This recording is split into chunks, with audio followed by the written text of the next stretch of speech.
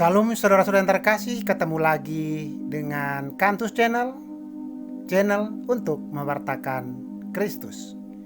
Tidak ada Kantus Channel tanpa Yesus Kristus. Pada kesempatan kali ini, Kantus Channel akan menampilkan 7 sabda terakhir Yesus di atas kayu salib. Ketujuh sabda ini sesungguhnya tidak hanya ditampilkan kepada kita pada masa Prapaskah, khususnya pada hari Jumat Agung. Tetapi ketujuh sabda Yesus ini sesungguhnya memberikan inspirasi dan kekuatan bagi kita dalam setiap situasi yang terjadi di dalam kehidupan kita. Dan sebelum kami melanjutkan, kami mohon kesediaan Bapak Ibu, saudara-saudara yang terkasih untuk subscribe, like, komen, dan share video ini. Saudara-saudara yang terkasih, beberapa saat sebelum wafatnya, Tuhan Yesus mengucapkan 7 sabda yang sangat penting, sekaligus menggambarkan suasana batin Yesus sebagai manusia. Maka harus kita pahami bahwa 7 sabda yang Yesus ucapkan ini sepenuhnya menunjukkan pribadi Yesus sebagai manusia. Dengan demikian, melalui ketujuh sabda ini, Yesus sesungguhnya mewakili manusia dengan segala pergumulannya, masalah, tantangan yang rumit, berat, dan sulit. Dan inilah ketujuh sabda terakhir Yesus di atas kayu salib. Sabda pertama, "Ya Bapa, ya Bapa, ampunilah mereka, sebab mereka tidak tahu apa yang mereka lakukan." Di sini kita melihat betapa luas dan lapangnya hati Yesus yang penuh kasih tanpa batas, sehingga di saat mengalami penderitaan dan kesengsaraan yang sangat besar, Yesus justru ingat akan nasib orang-orang yang menganiaya dan menyalibkan Dia dengan berdoa agar Allah mengampuni dosa-dosa mereka.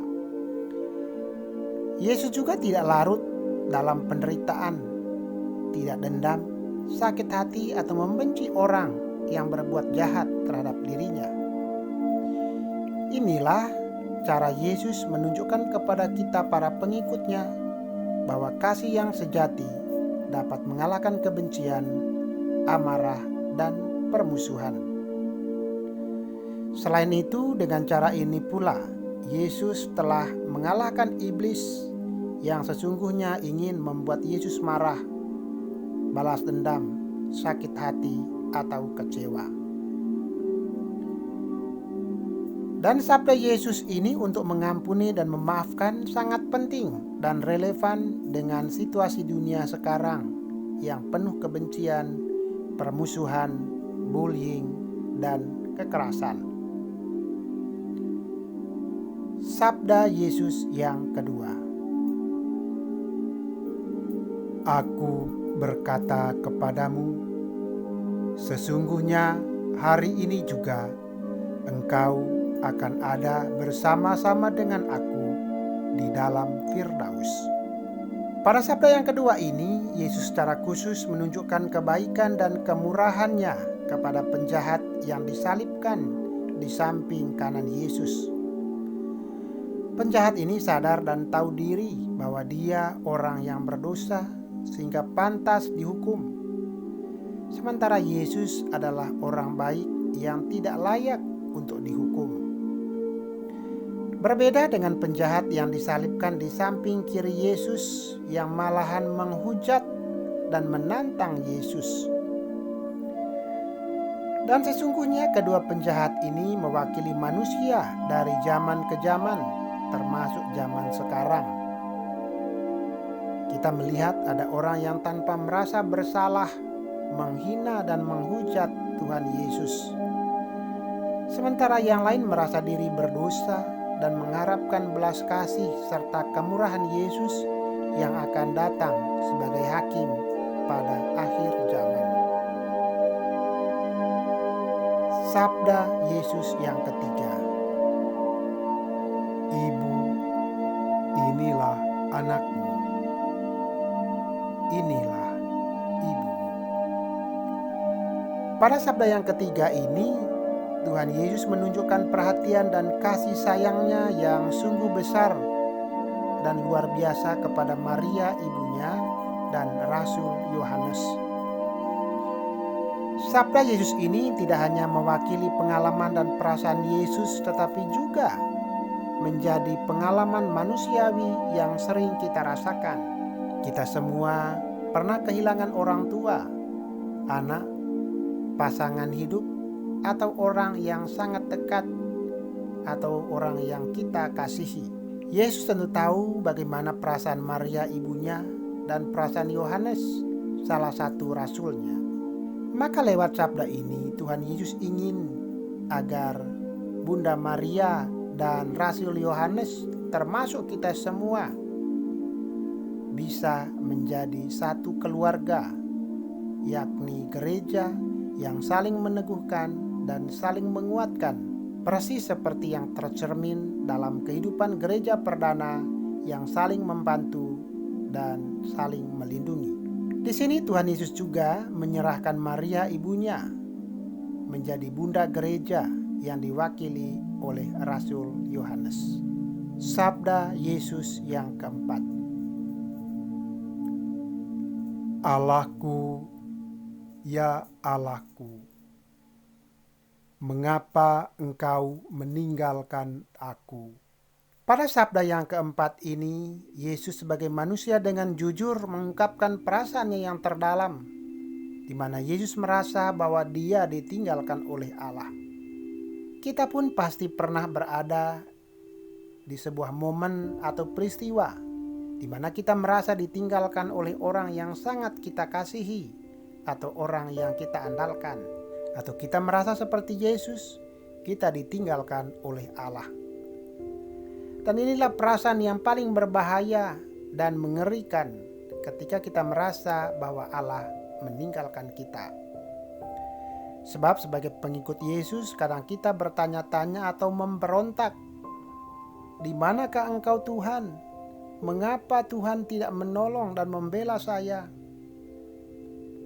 Maka tidak mengherankan bila ada orang yang pada akhirnya meninggalkan Tuhan Yesus karena merasa kecewa, marah, atau sakit hati dengan Allah. Namun dari teladan Yesus kita belajar untuk tetap bertahan dan tetap setia, sebab badai atau persoalan yang paling besar sekalipun, cepat atau lambat akan berlalu. Sabda Yesus yang kelima, "Aku haus." Pada sabda yang kelima ini, Yesus sekali lagi mengungkapkan perasaannya sebagai manusia bahwa dia merasa haus. Namun Yesus bukan haus akan air, tetapi Yesus haus akan jiwa manusia. Maka kehausan Yesus akan terpuaskan jikalau kita para pengikutnya dan semua umat manusia bertobat dan memperoleh keselamatan. Selain itu, kalimat yang Yesus ucapkan ini dimaksudkan untuk menggenapi nubuat yang tertulis dalam kitab Mazmur bab 69 ayat 22 yang berbunyi, "Bahkan mereka memberi aku makan racun, dan pada waktu aku haus, mereka memberi aku minum anggur asam." Dengan demikian, apa yang Yesus alami adalah pemenuhan nubuat para nabi dalam perjanjian lama bahwa Yesus merupakan Mesias, Sang Juru Selamat yang sedang dinanti-nantikan. Sabda Yesus yang keenam, "Sudah selesai."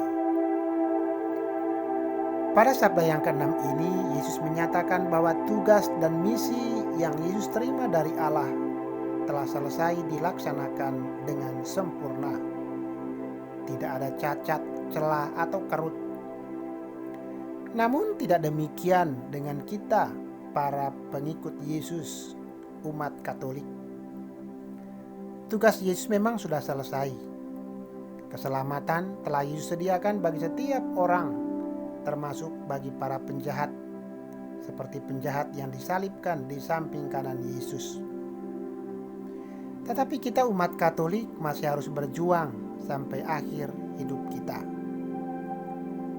Kita perlu meneladani para rasul, santo dan santa dan para martir yang rela dan mempertaruhkan nyawa demi memperoleh keselamatan kekal yang telah Yesus sediakan. Kalau kita sampai di akhir hidup kita dengan setia seperti yang Yesus lakukan, maka kita pun dapat mengucapkan kalimat yang sama, sudah selesai. Sabda Yesus yang ketujuh. Ya Bapa, ke dalam tangan-Mu kuserahkan nyawaku. Pada sabda yang ketujuh ini, Yesus menyerahkan nyawanya kepada Allah. Dari sini kita belajar bahwa nyawa kita adalah milik Allah. Kita hanya bisa menjaga dan mempertahankan nyawa kita sampai pada titik akhir kita mengembalikan nyawa itu kepada Allah. Maka orang boleh saja membunuh, mencincang atau memotong-motong bagian tubuh kita, tetapi manusia tidak dapat mengambil nyawa atau roh kita. Sebab nyawa atau roh kita adalah milik Allah. Dan kalau kita setia kepada Yesus sampai akhir hayat kita, maka kita yakin bahwa tubuh fisik kita memang mati, tetapi roh kita akan hidup abadi bersama Allah di surga. Saudara-saudara terkasih, demikianlah permenungan 7 sabda Yesus yang terakhir di atas kayu salib. Semoga permenungan ke-7 sabda Yesus ini membawa kita lebih dekat dengan Yesus. Iman kita semakin kokoh dan kita semakin giat dalam berjuang demi memperoleh kehidupan abadi yang kekal. Terima kasih, Tuhan Yesus memberkati.